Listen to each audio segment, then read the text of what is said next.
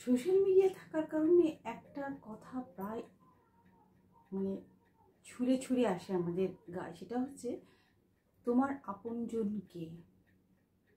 কে? এর কি সত্যি কোনো উত্তর আছে আপনাদের কাছে? প্রত্যেকে মনে হয় একই উত্তর হবে আমি যেটা বলছি। সম্পত্তি, টাকা পয়সা, মানে প্রচুর বিত্তবান, প্রচুর অর্থ থাকতে হবে, প্লাস সমাজে ভীষণ সম্মান থাকতে হবে,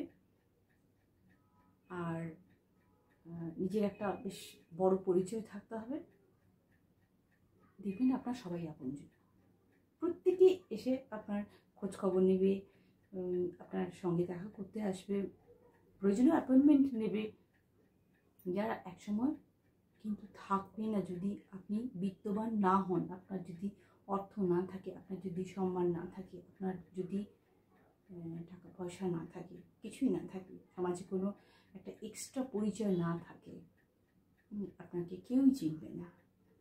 আর নিজের পরিচয় তখনই আপনি করতে পারবেন যখন আপনি কর্মঠ হবেন, কাজ করবেন। তাই আপনার আপনজন তখনই হবে যখন আপনি বিত্তশালী হবেন, প্রচুর টাকা পয়সা থাকবে এবং আপনার প্রচুর নাম ডাক থাকবে।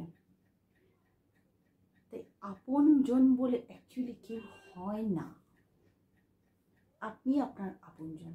আপনার থেকে বেশি আপনজন কেউ নেই আপনার জীবনে, আপনি আপনজন।